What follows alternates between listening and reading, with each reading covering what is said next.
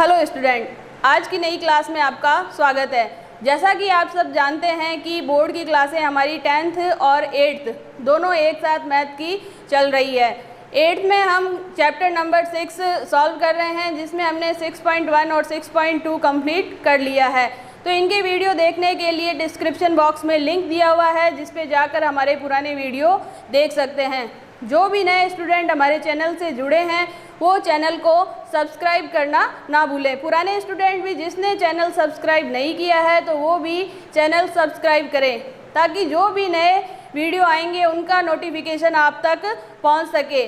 और साथ ही वीडियो को लाइक और शेयर करना ना भूलें। तो आइए हम स्टार्ट करते हैं प्रश्नावली 6.3। तो 6.3 स्टार्ट करने से पहले आपको याद दिला दूं कि वर्ग और वर्गमूल से रिलेटेड एक अलग से वीडियो बनाया गया है, जिससे इसका बेसिक कंसेप्ट अच्छे से समझाया हुआ है। तो उस वीडियो को देखकर आप इसका बेसिक कंसेप्ट पहले अच्छे से समझ लें और उसके बाद ही इस चैप्टर को सॉल्व करें, यानी इससे रिलेटेड क्वेश्चन सॉल्व करें। तो इस क्वेश्चन को करने से पहले थोड़ा सा हम पिछले जो हमने पढ़ा है उसको रिकॉल कर लेते हैं। तो पहला क्वेश्चन हम लेते हैं। इसमें पूछा गया है कि हमें कोई वर्ग संख्या दी गई है और उसका वर्गमूल निकालना है, यानी कि वर्गमूल निकाल के नहीं बताना, सिर्फ वर्गमूल में इकाई का अंक पूछा है। तो इस तरीके के जब क्वेश्चन दिए हुए हो जिसे हमें वर्गमूल निकालना नहीं है, सिर्फ हमें बताना है इन वर्ग को, ये पूर्ण वर्ग संख्याएं हैं, और इनको देखकर बताना है कि जब भी इनका वर्गमूल निकलेगा तो उसका इकाई का अंक क्या होगा। तो इसके लिए हमने जो पिछले वीडियो में इसका कंसेप्ट, बेसिक कंसेप्ट जो हमने पढ़ा था, उसको थोड़ा सा रिकॉल कर लेते हैं। हालांकि पूरी जानकारी आप उस वीडियो को देख के ले सकते हैं, थोड़ा सा उसको रिकॉल करते हैं। तो हमने देखा था कि हम 1 से 10 तक संख्याओं के वर्ग ज्ञात कर लेते हैं। तो जिस संख्या से वर्ग बना है तो वो संख्या क्या कहलाती है, उसका वर्गमूल कहलाती है। यानी 1 पे स्क्वायर लगाई तो उसका वर्ग 1 हुआ, यानी 1 को 1 से गुणा कराई। 2 पे स्क्वायर लगाई तो 2 गुणा 2, उसका वर्ग 4। तो ये तो सब क्या होगी, वर्ग संख्याएं होगी, और जिनसे ये वर्ग बने हुए हैं ये सब क्या होंगे, इनके वर्गमूल होंगे। तो अब वापस से हम आते हैं अपने इन क्वेश्चन पे। तो हम देखते हैं कि वर्ग संख्या के इकाई का अंक क्या है, 1। तो जब वर्ग संख्या की इकाई का अंक 1 है तो वर्गमूल पे क्या होगा, तो ये वर्ग संख्याएं हैं। इसमें हम देखते हैं कि 1 किस किस पे आता है, 1 तो 1 पे आता है और 1 किस पे आता है, 9 पे। 9 के वर्ग का इकाई का अंक क्या है, 1। यानी कहने का मतलब है कि जो वर्ग निकलेगा उसमें या तो वर्गमूल निकलेगा या तो 1 का या 9, उनमें से किसी एक का क्या होगा, ये वर्गमूल होगा।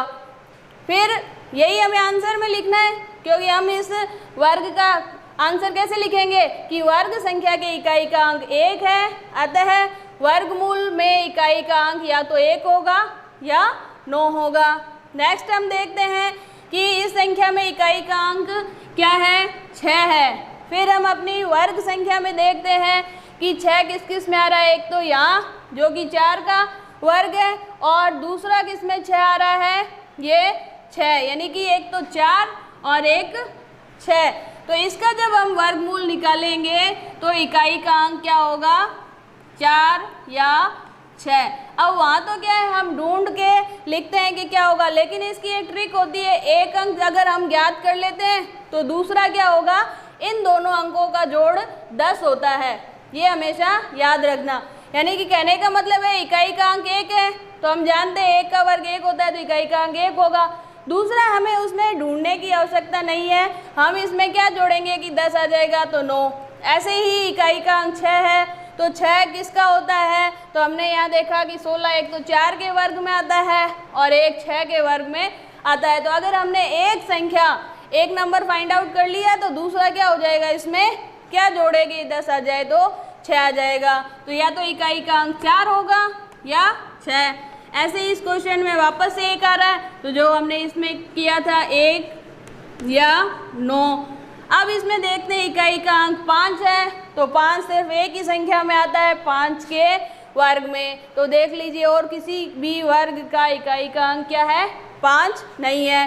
तो 5 सिर्फ 5 का ही वर्गमूल है, तो इसमें क्या होगा, आंसर हमारा इकाई का अंक क्या होगा, 5 ही होगा। तो इस तरीके से हम बड़ी से बड़ी पूर्ण वर्ग संख्या को देखकर ये बता सकते हैं कि उसके वर्गमूल के इकाई का अंक क्या होगा, और वो भी कैसे, बिना वर्गमूल निकाले। सिर्फ हम देखने से बता सकते हैं कि वर्गमूल की इकाई का अंक क्या होगा। नेक्स्ट हमारा क्वेश्चन है सेकंड नंबर। इसमें पूछा गया है कि हमें बिना गणना किए यानी वर्गमूल निकाले बिना ही बताना है कि ये पूर्ण वर्ग संख्या है या नहीं। तो सिर्फ देखने से ही हम कैसे पता चलाएंगे कि ये संख्या पूर्ण वर्ग होगी या नहीं। तो इसके लिए जो हमने पहला कंसेप्ट क्लियर के लिए, बेसिक कंसेप्ट के लिए वीडियो बनाया था, वर्ग और वर्गमूल का बेसिक कंसेप्ट, तो उसमें मैंने ये सब बातें क्लियर कर दी थी कि सिर्फ देखने से ही कैसे पता चलेगा कि कौन सी संख्याएं पूर्ण वर्ग है या नहीं। तो उसमें मैंने बताया था कि नोट में हमने लिखा था कि जब भी हमने 1 से 10 तक संख्याओं के वर्ग निकाले थे, तो जिन संख्याओं के इकाई का अंक 2, 3, 7, 8 या विषम संख्या में 0 हो, तो वो संख्याएं क्या होगी, पूर्ण वर्ग संख्याएं नहीं होगी। आप यहाँ देख भी सकते हैं कि कहीं भी क्या संख्याएं नहीं आ रही, 2 नहीं आ रहा, 3 नहीं आ रहा, 7 नहीं आ रहा और 8 नहीं आ रहा, और विषम संख्या में 0 यहाँ आ रहे हैं, तो ये सम संख्या में 0 है। तो इसी तरीके से हमने लास्ट फाइनल रिजल्ट ये निकाला था, उसको हम देखकर इन क्वेश्चनों के आंसर दे सकते हैं कि ये पूर्ण वर्ग संख्या है या नहीं। तो पहले को हम देखते हैं, क्वेश्चन में दिया हुआ है 153, इसमें इकाई का अंक क्या है, 3 है, इसलिए ये क्या होगी, पूर्ण वर्ग संख्या होगी, नहीं होगी, पूर्ण वर्ग संख्या नहीं होगी। कारण ये जो मैंने नोट लिखा था कि इकाई का अंक क्या है, कारण है इकाई अंक 3 है, और जिन भी संख्याओं की इकाई के अंक ये हो वो पूर्ण वर्ग संख्या नहीं होगी। तो क्या ये पूर्ण वर्ग संख्या है, इसमें इकाई का अंक क्या है, 7, तो ये भी पूर्ण वर्ग संख्या नहीं होगी, कारण वही देंगे, इकाई का अंक 7 है। इसमें हम देखते हैं, इसमें इकाई का अंक कितना है, 8 है, तो ये भी पूर्ण वर्ग संख्या नहीं होगी। आपको इस तरीके से सीधे क्रॉस नहीं लगाने हैं, पूरी इस तरीके से लाइन लिखनी है कि ये संख्या पूर्ण वर्ग संख्या नहीं होगी, क्योंकि इसमें इकाई का अंक 7 है और इसमें इकाई का अंक 8 है। अब इसमें हम देखते हैं कि क्या आ रहा है, इकाई का अंक 1 है, तो ये क्या होगी, पूर्ण वर्ग संख्या है, क्योंकि इसमें क्या है, इकाई का अंक 1 है और हम इसका वर्गमूल भी निकाल सकते हैं। तो इस तरीके से हमने इन क्वेश्चनों को बिना सॉल्व किए ही ये बता दिया कि ये पूर्ण वर्ग संख्या है या नहीं। नेक्स्ट जो हमारा क्वेश्चन है, इसमें पूछा गया है कि बार बार घटाने की विधि से हमें बताना है कि इस संख्या का वर्गमूल क्या होगा। तो इससे पहले हम आंसर करें, उससे पहले थोड़ा सा क्वेश्चन का कंसेप्ट समझ लेते हैं कि इसमें पूछा क्या गया है। तो इसमें एक ये शब्द काम में आया कि बार बार घटाने की विधि।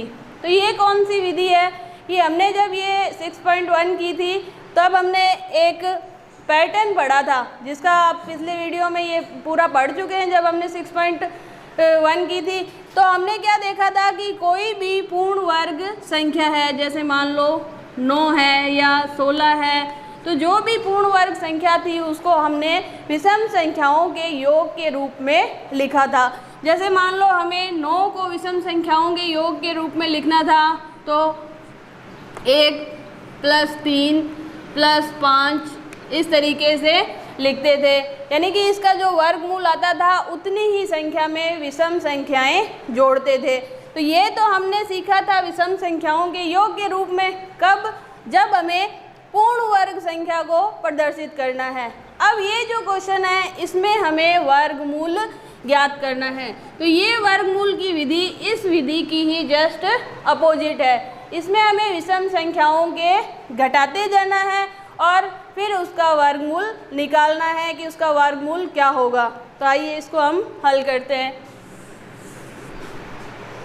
अब इस क्वेश्चन को कैसे सॉल्व करना है, जैसे मान लीजिए पहला हमें सॉल्व करना है 100, तो इस विधि को तब तक हम घटाते जाएंगे, यानी जो भी संख्या दे रखी है उसमें से हम विषम संख्याएं तब तक घटाते जाएंगे जब तक कि हमारे पास 0 ना आ जाए, और जैसे ही 0 आ जाएगा तो जितनी बार ये प्रक्रिया दोहराई गई है, प्रोसेस जितनी बार रिपीट हुई है, वही क्या हो जाएगा, इसका वर्गमूल हो जाएगा।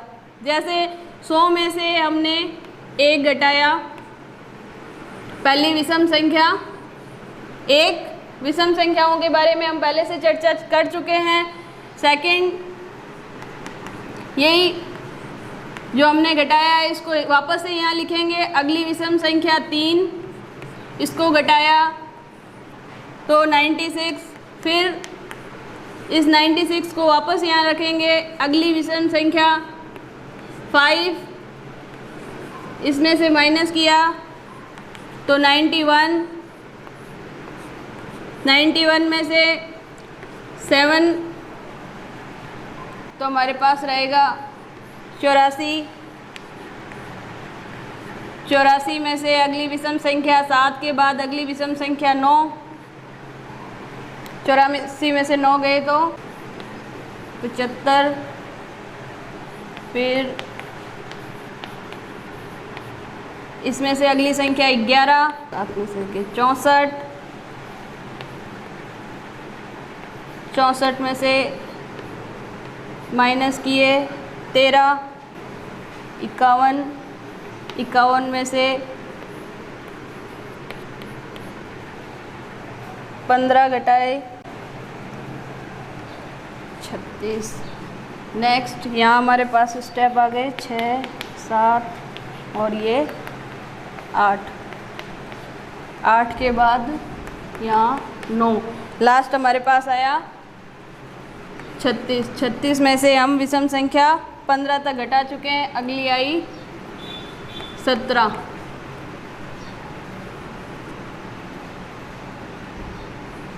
19, फिर हमारे पास जो 19 बचा था, 17 के बाद अगली विषम संख्या 19, 19 में से 19 गए तो 0। तो इस तरीके से हमने कितने स्टेप तक विषम संख्याएं घटाई कि हमारे पास 0 आ गया, यानी कि हमें इन्हें उतनी संख्याओं तक घटाना है जब तक कि हमारे पास 0 नहीं आ जाए। तो इसलिए मैंने यहीं से ही नंबरिंग कर दी थी कि हमने कितनी संख्याएं घटाई है, 8, एक 9 और एक 10, यानी कि 10 विषम संख्याएं घटाई है। इसलिए हमारे पास 100 का वर्गमूल आ गया 10। या आप सीधे निकाल के भी अगर इसको विषम संख्याओं के घटाव के रूप में लिखना है तो इस तरीके से इसको प्रदर्शित कर सकते हैं। तो एक क्वेश्चन मैंने सॉल्व किया है, नेक्स्ट आपके इसी प्रोसेस से सॉल्व करना है। नेक्स्ट हमारा क्वेश्चन है अभाज्य गुणनखंड विधि से वर्गमूल ज्ञात करने, यानी प्राइम फैक्टर प्रोसेस से हमें इसके स्क्वायर रूट निकालने हैं। तो उससे पहले हम थोड़ा सा अभाज्य गुणनखंड विधि निकालें, उससे पहले थोड़ी से क्या अभाज्य संख्याएं होती है, कैसे गुणनखंड ज्ञात करते हैं, उसके बारे में चर्चा कर लेते हैं। हालांकि इस वीडियो में तो हम इस क्वेश्चन को सॉल्व करेंगे, आगे हम इस पे एक नया वीडियो बनाएंगे कि किस तरीके से अभाज्य संख्याएं क्या होती है, क्योंकि हम जहाँ से मैथ्स की बेसिक कंसेप्ट पढ़ना स्टार्ट करते हैं, मान लो 6 से हमारे सामने ये सब संख्याओं के नाम आने शुरू हो जाते हैं कि सम संख्या, विषम, अभाज्य, भाज्य, सहभाज्य, परिमेय, अपरिमेय। तो इनसे रिलेटेड हम आगे एक नया वीडियो बनाएंगे जिससे ये 6 से लेके 10 तक जितनी भी संख्याओं के नाम आते हैं उनके कंसेप्ट एग्जाम्पल वाइज आपके क्लियर हो जाएं कि कभी भी इन संख्याओं को पहचानने में आपको किसी भी तरीके की कोई गलती ना हो और ना ही इन संख्याओं को आपको रटना पड़े और ना ही ये आपस में मिसमैच होए कि याद करना पड़े कि ये संख्या भाज्य थी या भाज्य परिमेय थी या अपरिमेय। तो इस तरीके से हम इसको क्लियर करके एक अलग से वीडियो बनाएंगे। तो इसमें हम इस क्वेश्चन को सॉल्व करते हैं, उससे पहले थोड़ा सा इसको समझ लेते हैं कि अभाज्य गुणनखंड के लिए अभाज्य संख्याएँ क्या होती है। तो सीधा मैं परिभाषा समझाऊँ उससे पहले थोड़ा से 1-2 संख्याओं के हम उदाहरण ले लेते हैं। तो जैसे ही हम गिनती सीखते हैं तो उसमें अंक 1 से लेके 10 तक 1, 2, 3 इनको लेते हैं। तो इनसे हम क्या समझेंगे कि 1 में किसका भाग जाता है, सिर्फ 1 का भाग जाता है। फिर हम देखते हैं 2, 2 में 1 का तो जाता है क्योंकि 1 ऐसी संख्या है जिसमें सभी का भाग दिया जा सकता है। 2 में 1 के अलावा 2 का, 3 में 1 का और 3 का खुद का। उसके बाद 4 में 1 का भी जाता है, 2 का भी जाता है और 4 का खुद का भी भाग पूरा जाता है। 5 में सिर्फ 5 का। 6 में अगर हम बात करें तो 1 का जाता है, 2 का जाता है, 3 का भी भाग पूरा जाता है और 6 का खुद का भी भाग पूरा जाता है। उसके बाद 7 में 1 का, 5 में 1 का और 5 का, 7 में 1 का और सिर्फ 7 के खुद का। फिर 8 का तो 1 का, 2 का, 4 का और 8 का, यानी कि ये 8 इन सभी संख्याओं से डिवाइड हो सकता है। तो जो जो संख्याएं मैंने लिखी है किन किन से डिवाइड पूरी डिवाइड हो सकती है, उन अंकों को मैं लिख रही हूँ कि किन किन से ये पूरी विभाजित हो सकती है। उसके बाद हम 9 की बात करें तो 1 से, 3 से और साथ में 9 से। 10 की बात करें तो 1 से 1 का भाग पूरा जाता है, 2 का जाता है, 5 का जाता है और 10 का खुद का जाता है। तो ये संख्याएं मैंने आपके सामने, एक मिनट इसको थोड़ा सा ऊपर लिख लेते हैं। 9 के बाद 9 में जाएगा 1 का, 3 का और 9 का खुद का। 10 में 2 का, 5 का और 10 का, साथ में 1 का भी। तो जब हम 1 से 10 तक संख्याओं को लेते हैं, यानी इन 10 संख्याओं का कंसेप्ट हमने समझ लिया, तो आगे की संख्याओं का भी हमारा कंसेप्ट क्लियर हो जाएगा। तो इन संख्याओं को देखने से हमें क्या पता चल रहा है कि कुछ तो संख्याएं हैं जिनमें सिर्फ 2 ही संख्याओं का भाग जा रहा है, एक तो 1 का और एक खुद का, और बाकी संख्याओं में हम क्या देखते हैं कि इन दोनों के अलावा और भी संख्याओं के भाग पूरे जा रहे हैं। तो हम उन संख्याओं को अलग कर लेते हैं जिसमें 1 के अलावा खुद का भी भाग पूरा जा रहा है। तो ऐसी संख्या है 2, 3, 5, फिर 7, फिर 10 तक में ये 4 ही संख्याएं हैं, यानी कि 2, 3, 5 और 7।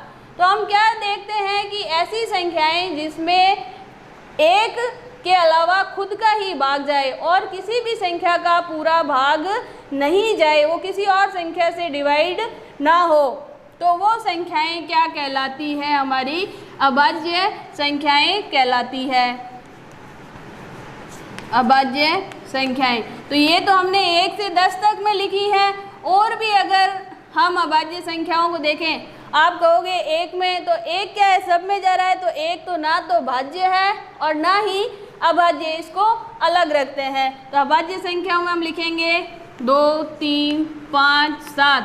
अब 10 के बाद और आगे चले तो 11, उसके बाद 13, उसके बाद 17, उसके बाद 19, फिर 23। तो इस तरीके से आगे बढ़ती जाएगी। कहने का मतलब है कि हमें अभाज्य संख्या का बेसिक कंसेप्ट समझना है, सिर्फ उनको रटना नहीं है। अब कुछ स्टूडेंट क्या समझते हैं कि विषम संख्याएं हैं वही अभाज्य संख्या है, तो वो गलत है। जैसे कि हम इसमें देखते हैं कि ये अभाज्य है 5, 7 अभाज्य है, उसके बाद 9 विषम संख्या है, लेकिन ये अभाज्य संख्या नहीं है।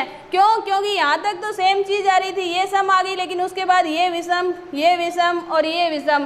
तो हम ज़्यादातर क्या देखते हैं कि कुछ स्टूडेंट विषम संख्या को ही अभाज्य संख्या मान लेते हैं, या उनको थोड़ा सा कन्फ्यूजन होता है कि विषम और अभाज्य में क्या डिफरेंस है।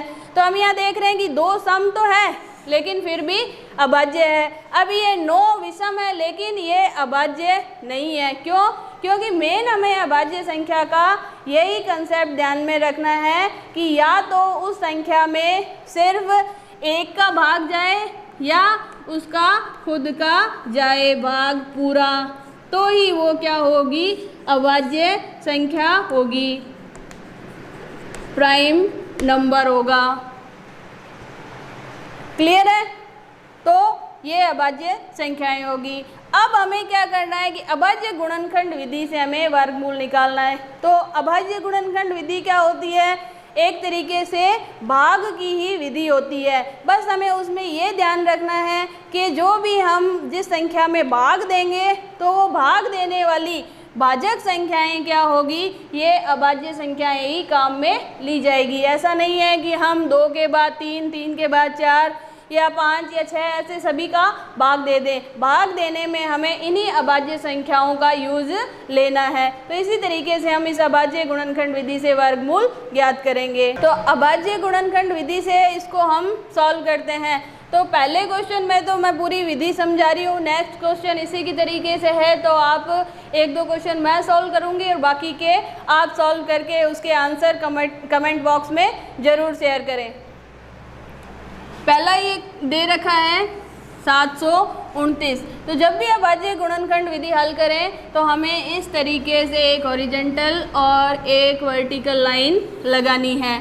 अब हमें यहाँ पे क्या लिखना है, जिस भी संख्या का हमें वर्गमूल निकालना है, स्क्वायर रूट निकालना है, उसको यहाँ लिखना है। फिर अभी मैंने बताया था कि अभाज्य गुणनखंड विधि क्या है, एक तरीके से भाग की ही विधि है। अगर आपको भाग अच्छे से आता है इसका मतलब आपके अभाज्य गुणनखंड कभी भी गलत नहीं होंगे।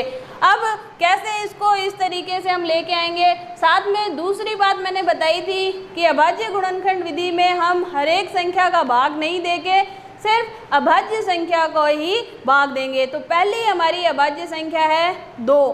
तो 2 में हम देखते हैं कि इसमें भाग पूरा नहीं जाएगा क्योंकि इकाई का अंक क्या है, 9 है और विषम है और विषम संख्या में 2 का भाग नहीं जाता। तो नेक्स्ट अभाज्य संख्या है 3।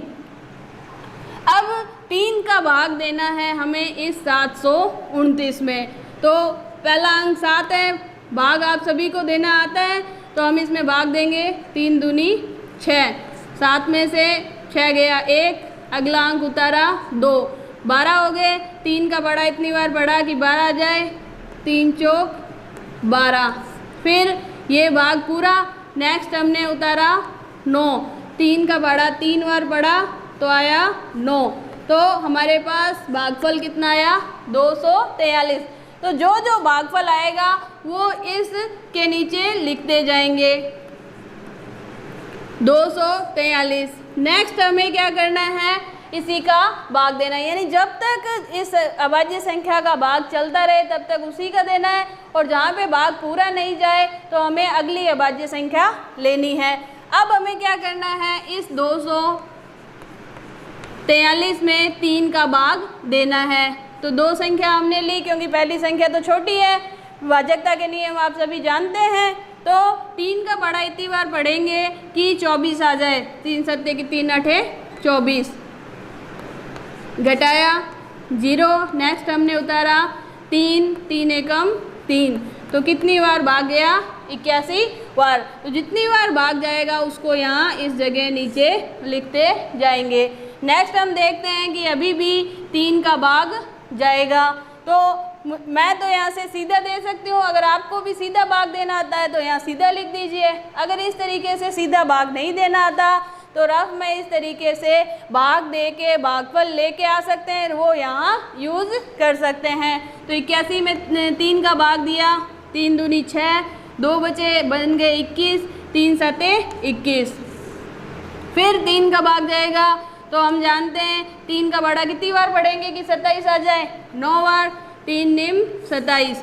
फिर 3 का फिर से भाग जाएगा, 3 तिया 9, फिर 3 का भाग जाएगा 1 बार। तो जब तक लास्ट में भागफल 1 ना आ जाए तब तक इस विधि को दोहराते रहना है। तो ये जो हमने विधि दोहराई ये क्या कहलाती है, अभाज्य गुणनखंड ज्ञात करना। अब इस अभाज्य गुणनखंड से वर्गमूल कैसे निकालते हैं तो वो हम देखते हैं। तो 729 के अभाज्य गुणनखंड कितनी बार आए, 1 2 3 4 5 6।